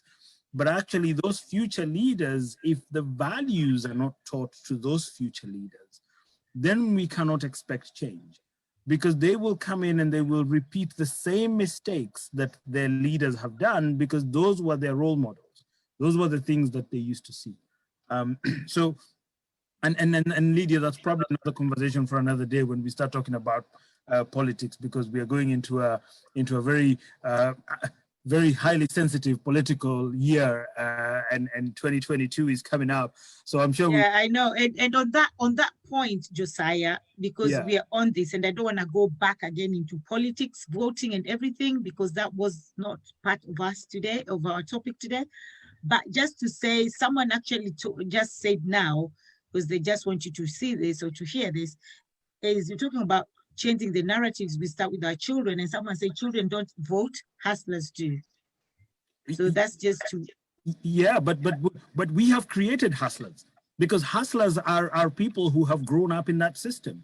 If you and I say that we're hustlers, it's because we grew up in a system where it was driven by certain ways of life, and we saw certain things being done, and therefore we have an expectation that when we do get in power, or if we do support anyone that is in a and you can talk about dynasty and hustler, and to be honest, I don't really care which side of the coin you look at it.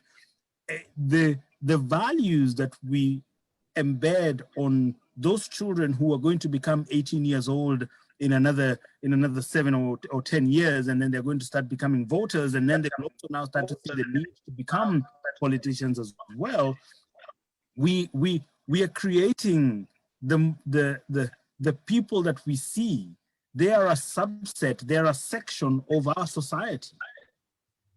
So we can't complain about our politicians, and yet we look at our system and we're not doing anything about correcting our system and changing the values of the people that we're bringing up. So, but that's a political conversation. Let's talk about, because I'm very political. I engage in politics here in the UK.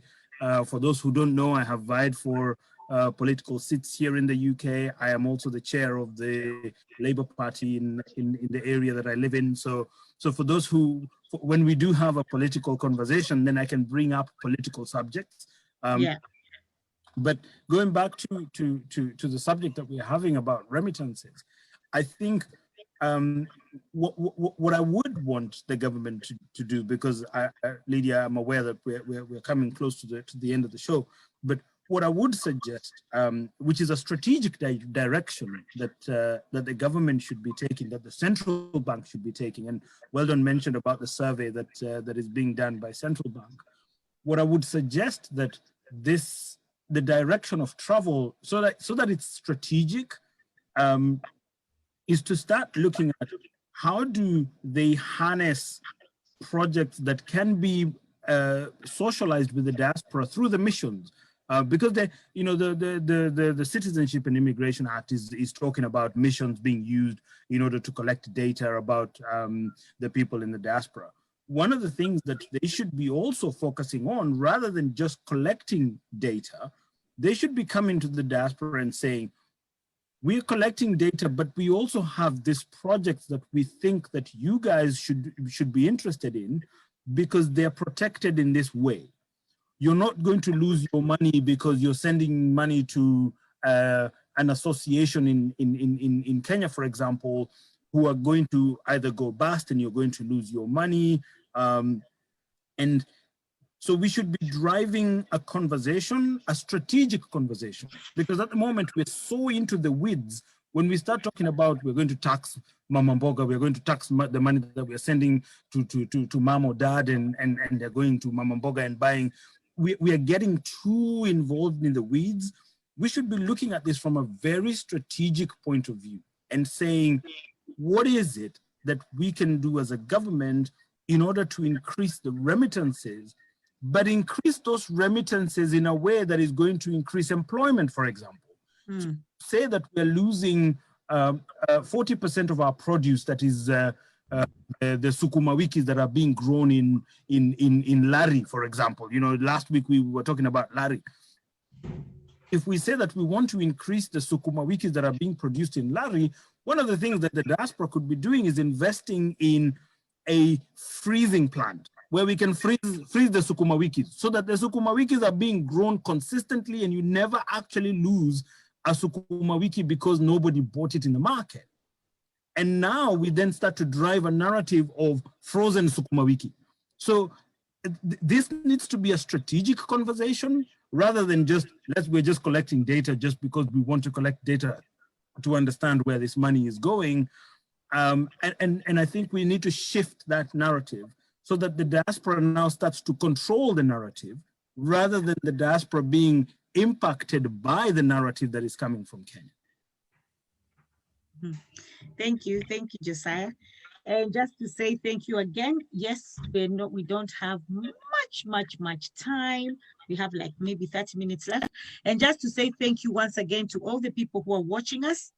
And I think, well done, today you've stepped on someone's toe. Innocent Kosoko, he said, well done, MPs are given a 7 million car grant. Why be against the MCAs? They are leaders who deserve the best to serve the people.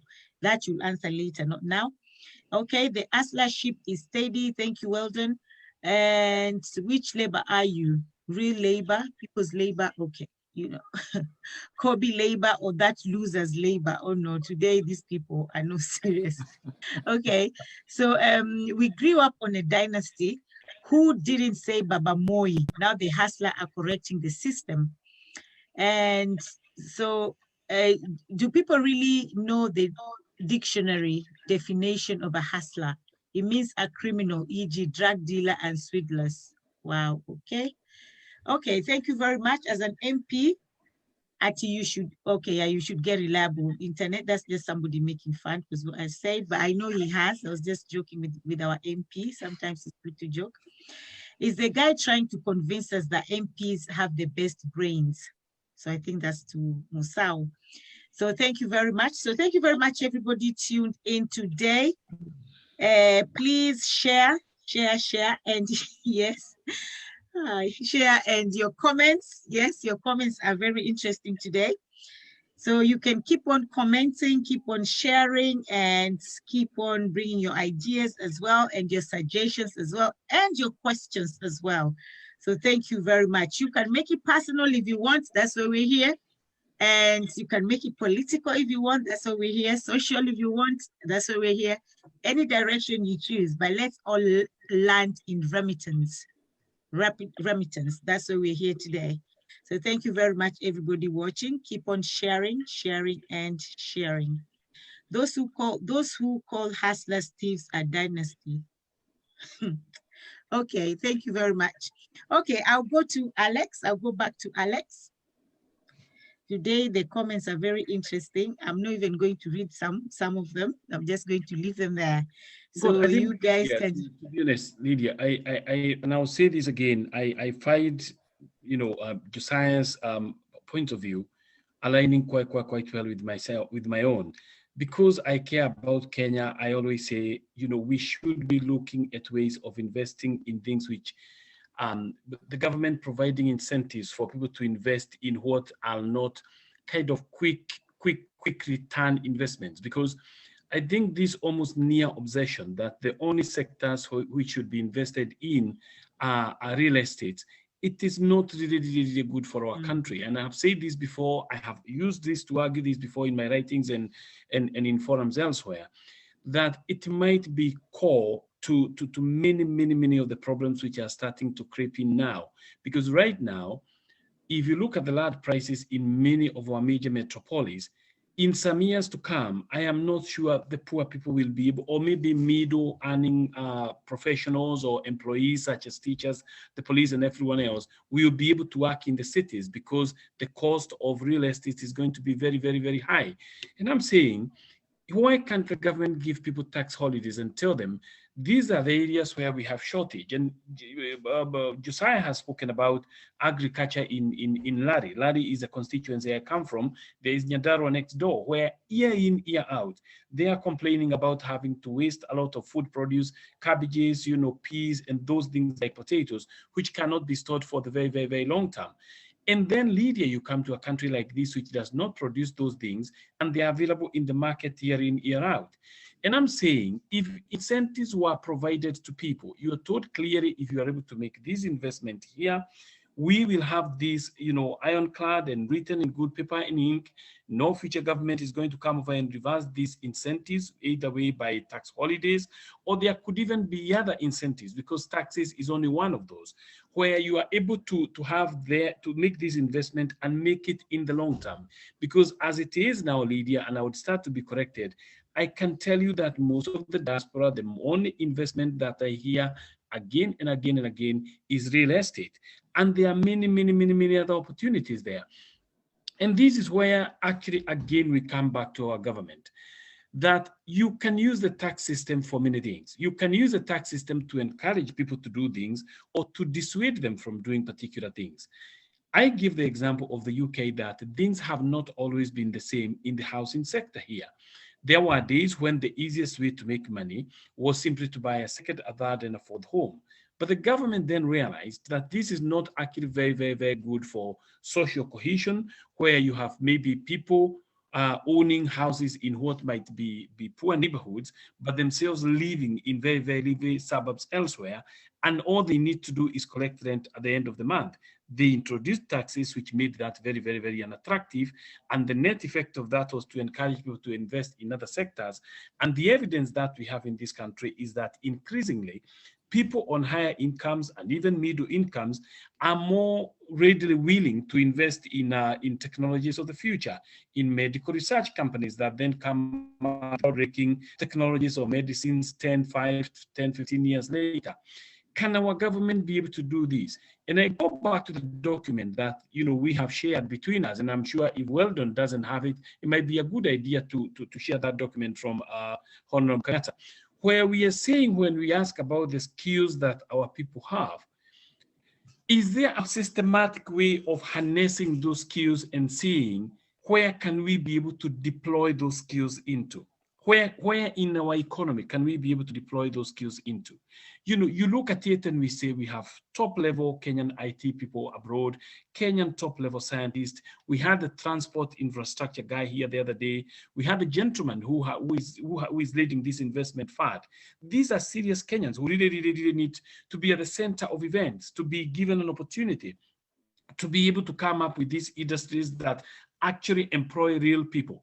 Because as I see it here, and I'll repeat this the MP of time, if today I invested 100 million shillings to build some luxury flats in Lavington, this is 100 million Kenya shillings. The highest number of employees I need there is going to be probably maybe three to the very most 5, maybe a few cleaners and security people and nothing else. But if this 100 million shillings was able to set up a plant akin to the one Josiah is talking about, we are talking about 30, 40 people being employed. These 30, 40 people have a reliable income to spend in the area. And then we come up with what we call in economics, the multiplier effect, where income paid at one point becomes the point from which other income centers in the area are developed, and this can help an area to develop massively. These are the conversations I think we should be having with our government.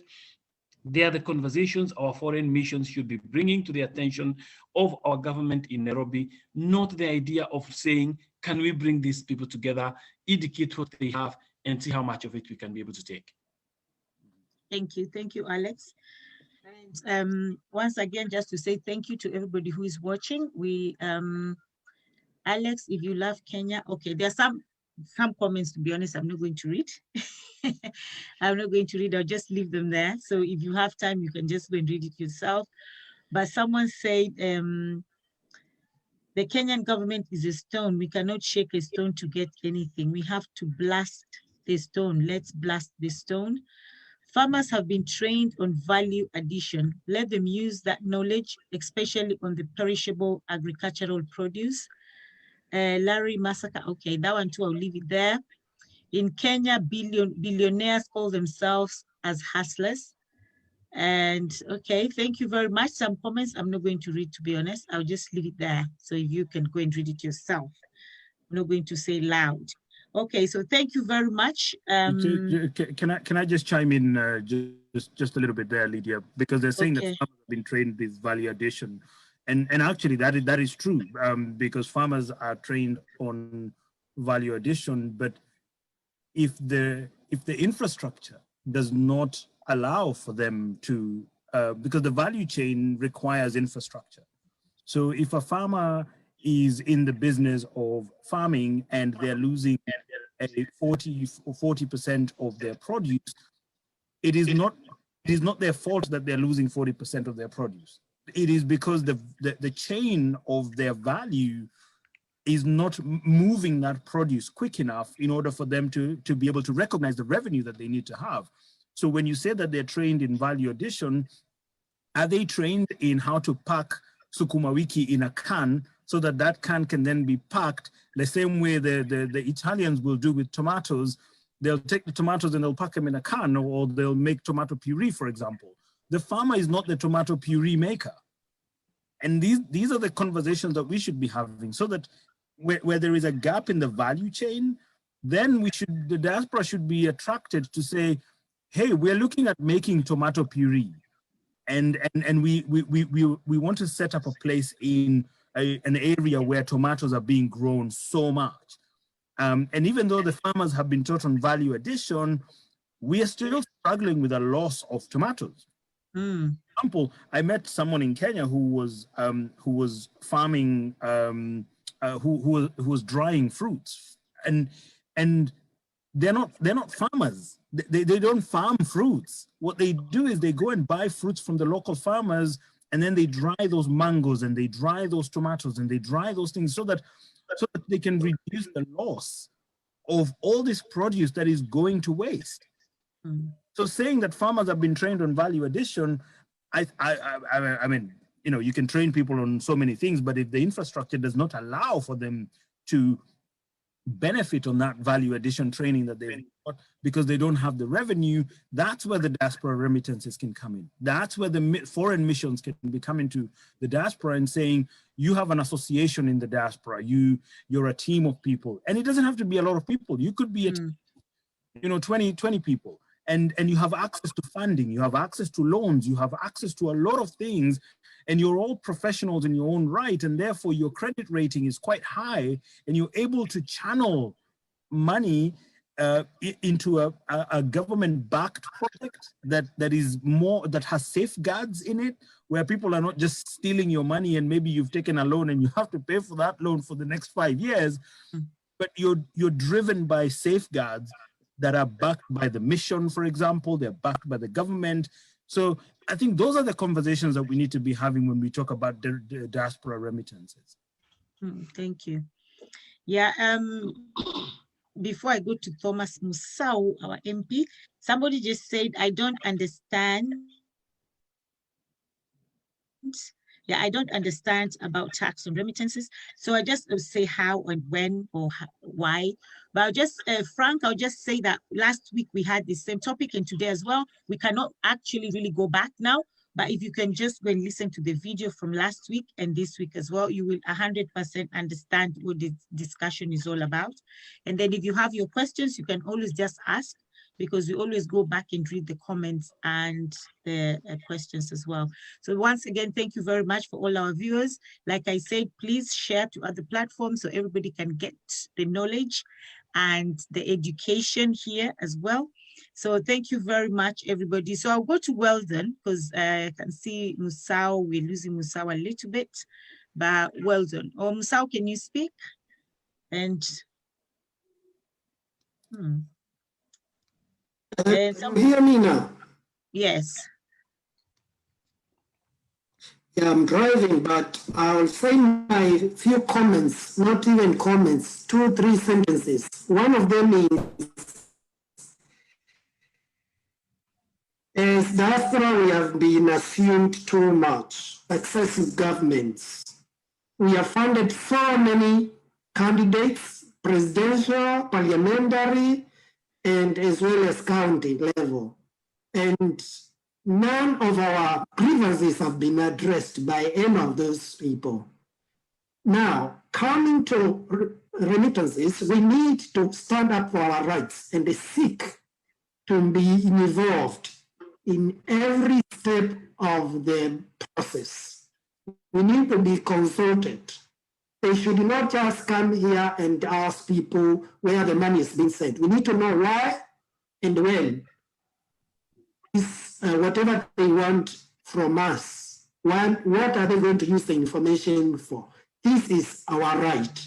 And I should also push for other things that maybe we have been ignored before, including voting.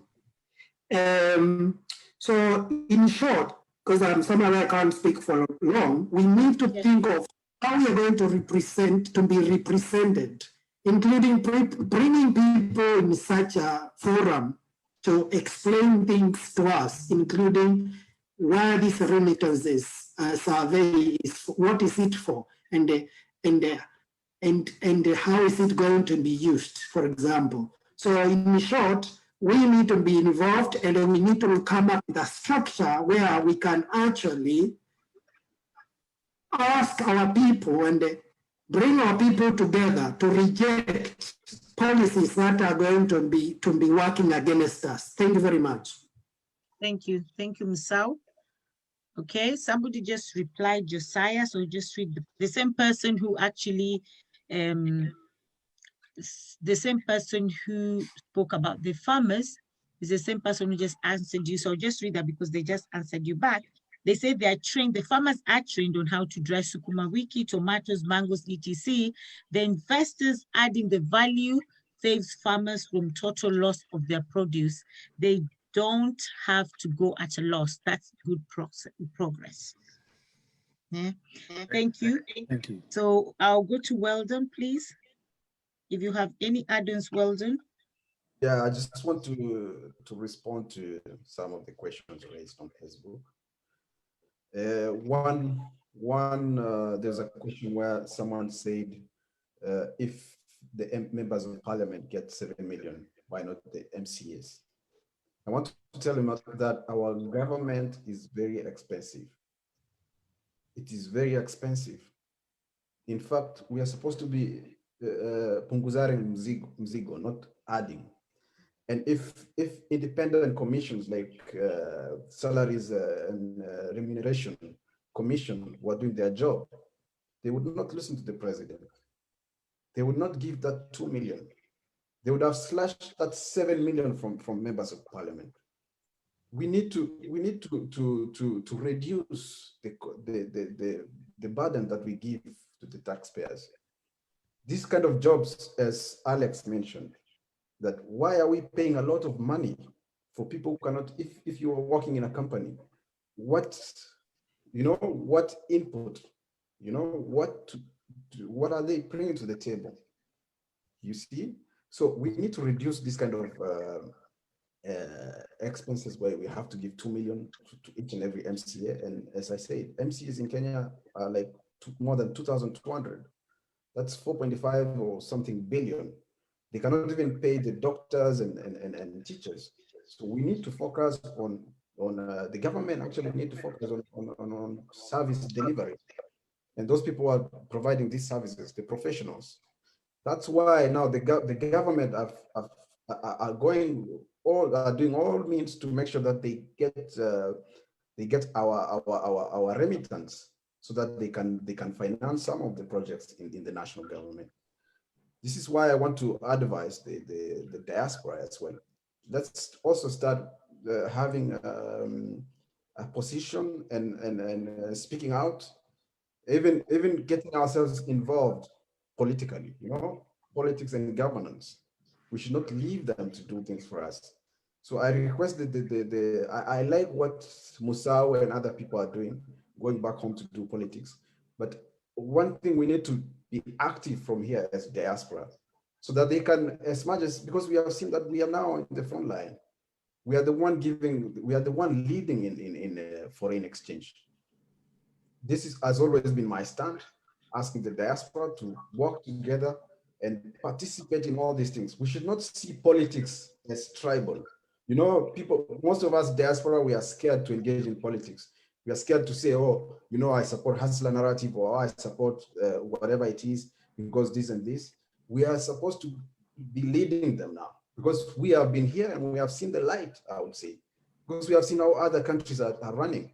So if we, like now, they decided they are going to tax, to put something on they want to get something out of our money that we send home, because we cannot have a voice to raise and discuss these issues. We need to have a system, a strong system. This is my message to diaspora in general, that we need to come together. We need to keep this momentum, Lydia. This is a good platform, and we need to maintain it. People like Alex, you have the talent in writing articles and passing information. Your articles also should be more published in the leading newspapers in Kenya, and we try as much as possible to pass our information, because those are the things that people need to know and understand. Thank you very much, Lydia, for this opportunity, and back to you. Thank you. Yeah, just to read, let's give MCSA, or let's break, okay. Like I said, some things I'm not going to read. I'll start, and if it's not really part of what we're talking about, I'll just let it go. We should make a census of all assets owned by the Kenyan government officials in the diaspora and get them gazetted. If they tax them, we will have collateral. And somebody said, like any other government in the world, there has been a political goodwill for any change to happen.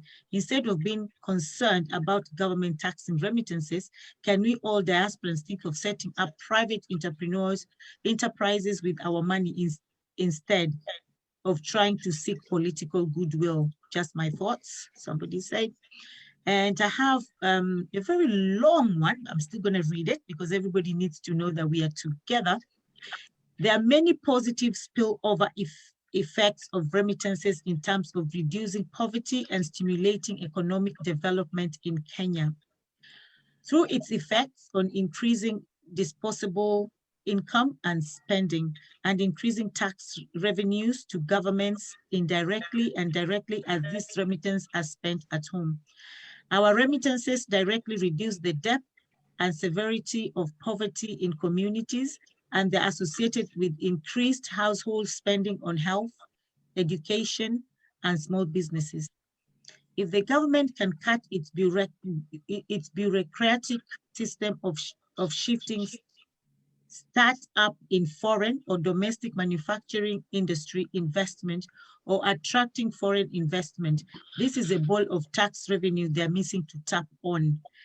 Agribusiness development industry is a savvy business development the government should support to invest technology and innovation in the industry for the young people to participate in community development. Effectively affecting tax ratio in GPD, the government needs to live up to the ideas, even if they collect 1 trillion shillings from diasporas. Current policy status won't change the structure of corruption and overspending. Okay, thank you. Thank you so much.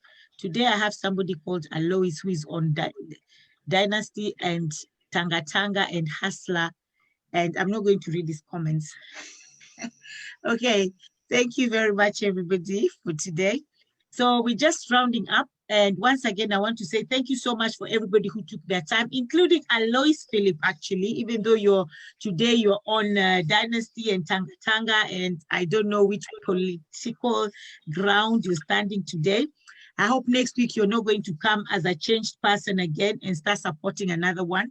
I hope you stick to your ground. But thank you for tuning in as well, Alois, and thank you everybody else. And like I said, please keep on sharing.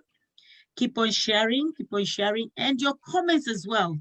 Your comments, your ideas, your suggestions are 100% appreciated. Thank you so much for your time and good conversation. Thank you very much. Thank you. So as we're winding up, I would just like to take this opportunity to thank you so much, Alex, for coming back again. I know we had you last week. So thank you for coming back, and also Weldon, thank you once again for joining us, and Josiah as well, thank you, and also thank you so much, Thomas, for joining us as well. Before we go, of course, I'll give you just 1 minute to say your closing comments, and it's just 1 minute, especially if Musau is there, if you can hear us, because those are the ones that you give the mic and they don't give it back. And if you don't give it back, Musau will actually take it back from you. Okay, thank you very much. So I'll start with Alex and just give us your last remarks. Thank you. God, I think it's been very, very encouraging to be here, and I've been able to learn quite a number of things from the forum. I mean, from those who have participated in the forum, and also make new friends. Josiah, notably, I know Weldon, we've met Weldon before, and of course, Musau is a long-term a friend of mine of many years. I think maybe the other thing, Lydia, that we also needs to be part of a conversation that we could have another day is that there has always been fears that most of the ruling elite in our country, and I say all of them, the only person who is said not to have done this is President Kibaki. All the others before him own properties abroad, which is money they take from Kenya and they go and invest it in other countries, much of it idle capital by way of buildings and other things. And I think conversations need to be had in terms of whether amnesties could be given for them to bring this back, bring this money back in Kenya. I would remember when the Kibaki administration took over in 2002, I think it was, they employed an international firm to investigate how much money had been removed from Kenya by politicians and other rulers and brought abroad or invested abroad. And it was in hundreds of billions of shillings. So I think this might be a good opportunity for us to have conversations about these things, because things start as ideas, but over time, they become conversations, and those conversations could evolve into policy. I think those who imagine this is going to happen overnight are very, very deluded people. It is normally very, very, very painstaking. You know, statecraft is quite a difficult thing. By the time things evolve from an idea and see the light of day, they will take a lot of years. I will never give up on my country, no matter how gloomy the messages come, including the one we listened to. It is very, very disheartening to listen to, you know, the looting of public funds. But I believe there are many, many, many Kenyans, millions of them, who still believe in our country, and I hope they can have their voices heard in the days to come. And this forum probably provides one such opportunity.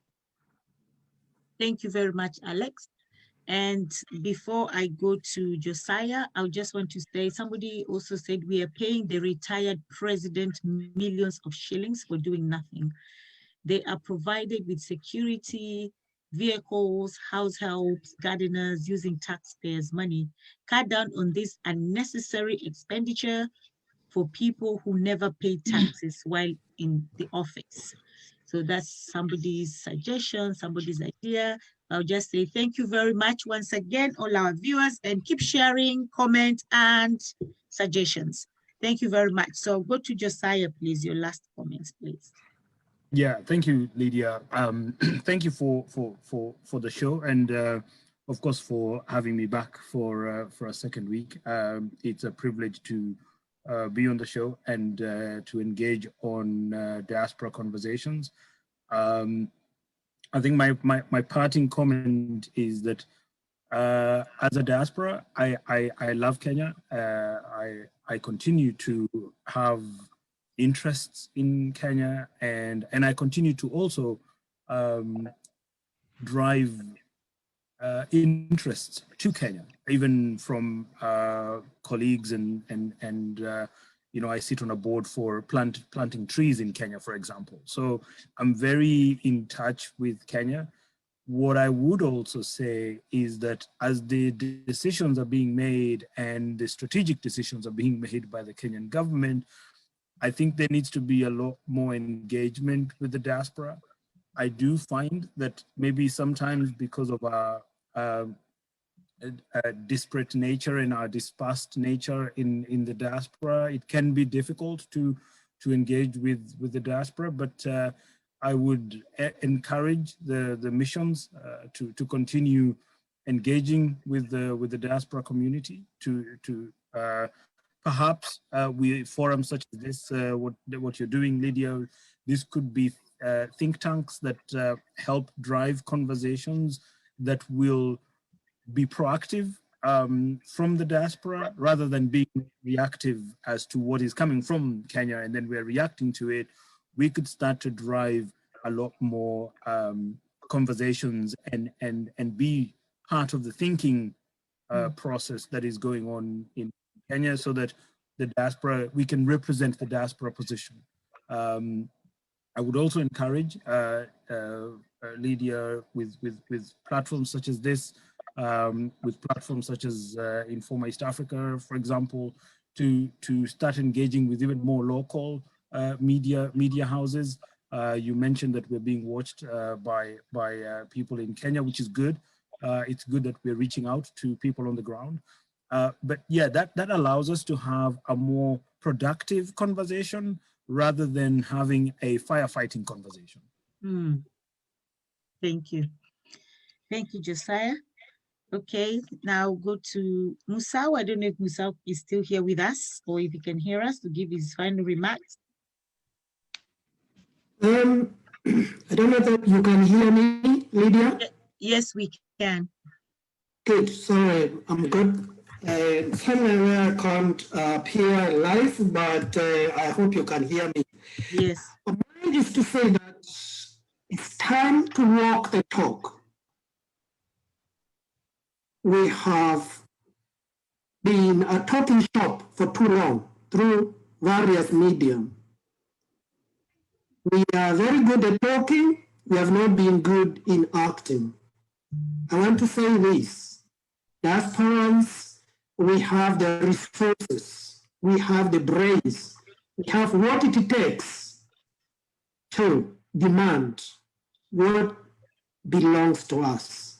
350 billion Kenyan shillings every year is a lot of money, nearly a fifth of Kenyan GDP. We can actually dictate our terms if we want to. I want to say that one of the ways is using the media, as Josiah said. The other way is to seek representation in many forums as possible. And the most sure way is getting people out there to go and represent our views through the parliament, houses of parliament.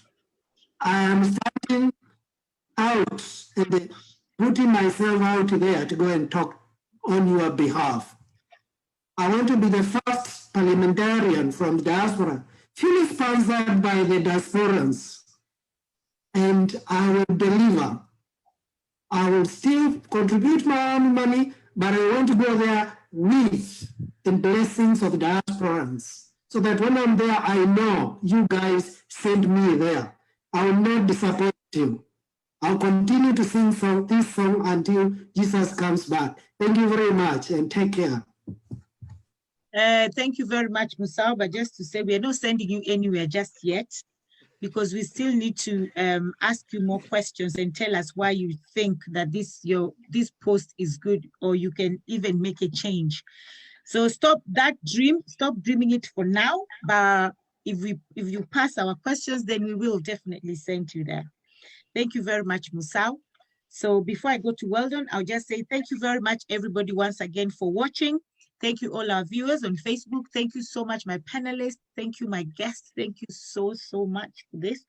And just to let you know that this program has been brought to you by KDA, Kenya Diaspora Association, Kenya Diaspora Alliance based in the UK, and also KIFUA, Kenyans in France Umbrella Association based in France, and also Kenya and Friends in the Park. You can go and check them out on YouTube, Kenya and Friends in the Park. It's one of the biggest events in diaspora. And also One Voice Consortium based in the USA. And with the One Voice Consortium as well, they're trying to bring everybody under one roof so that we can have one voice. Because what we've realized is the other day when we had Hamid from IBC, he said that the reason why we're not heard in Kenya is because everybody goes with a different voice. And then they say, mutadu, nawatadu. But if we go with one voice, then they might hear us. Not they might, they will actually hear us. So that is what One Voice Consortium in America is actually trying to achieve, to bring everybody together. And they started last year, and up to now, they actually have more than 100,000 individuals in the organization, and they have more than 50 organizations in One Voice Consortium. So if you want to find out more about them, you can actually either Google them or call me and I'll explain more. So thank you very much. And yes, we do love Kenya. And I do love Kenya. In fact, I've got my bracelets here. Let me just show you how much I love Kenya. So I do have my Kenya things here, and here, even though I live in the UK, but I'll never wear that because I'm Kenyan. Mimi ni Mkenya, damu. Thank you. Okay, so Weldon, please, your last remark. My opinion with the central bank survey of diaspora remittance, which we all know that in 2020 we made a record sending back home over 340 billion. As always, we are the highest foreign exchange for Kenya, and the government have noticed that we can make a change. Most of our finances goes directly to the people, and now the national government would want to see how our remittance can be channeled so that it can fund the national projects. It is not bad, but with all the issues that we see in Kenya, the corruption is the biggest enemy. Corruption is the biggest. We are not saying that we don't want to finance national projects or government projects. As our colleagues today have mentioned, that it's better that when we send the money directly to the people on the ground, the mama mboga on the ground, and do things directly. If we know, of course, that we are taxed, but now the idea of survey is basically to see how they will channel some of our finances into into funding national projects. I want to say this. I would expect this survey in a positive way to help us as the diasporans to lower the costs of us sending money home, that can be an incentive for us to continue sending money. This is the only thing they can do for us. There's nothing else. And coming back to what's happening back home, it is very disappointing that to see all the things going on at home, to see some of the leaders who have lost integrity, like the young leaders who can fight in funerals, like the president admitting that 2 billion shillings are lost every day and he cannot do anything about it. Like all the things that we are seeing, it is very disappointing. And I would encourage the diaspora to come out and get involved in politics, active politics, so that perhaps we can sway in and bring back the integrity. Because definitely we have lost integrity. Kenya is where it is because of us, because of the culture that we have. Corruption is now part of the culture. So everyone is supposed to be responsible now. Even if we are not at home, we are supposed to play a role. And this is it. We make a decision and we stand strong to save our country. Thank you very much, Lydia. Thank you very much.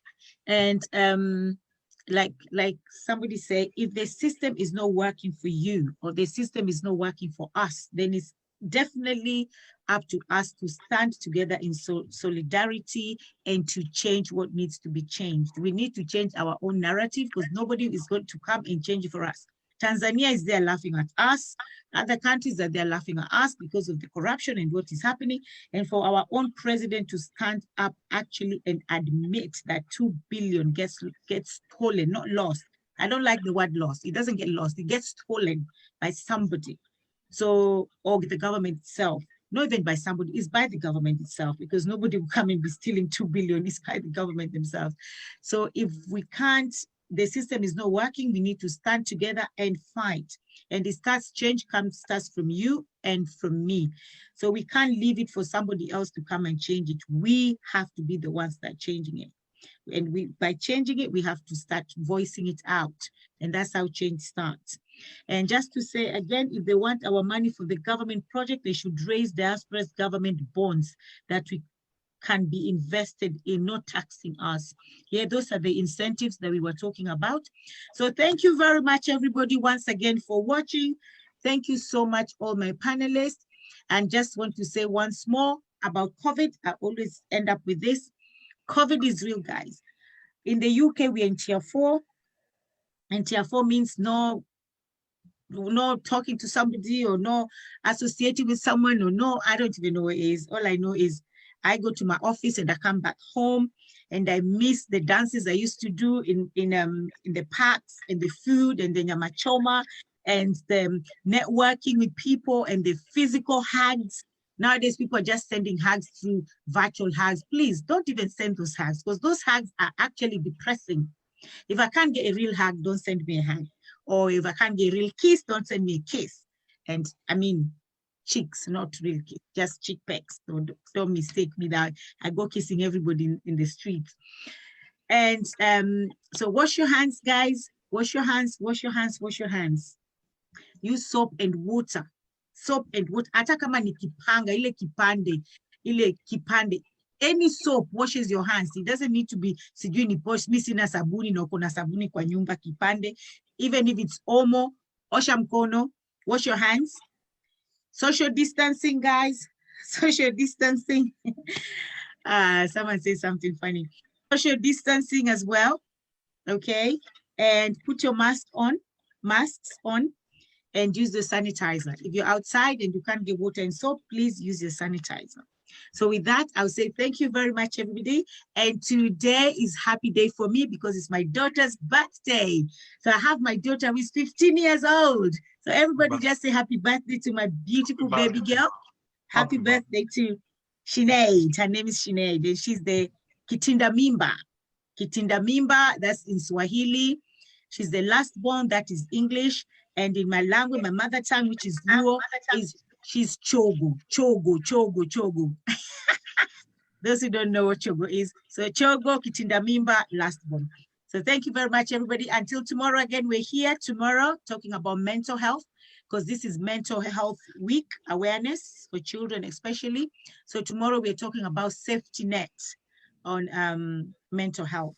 So thank you very much, everybody. Until then, love you all. See you here. Keep sharing, keep commenting, and thank you. Happy birthday to her. Thank you. Thank you.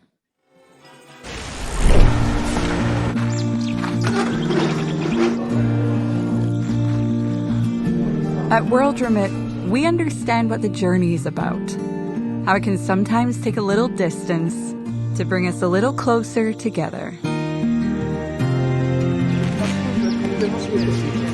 With ways to save more when you send more, World Remit is here for you, so you can be there for them.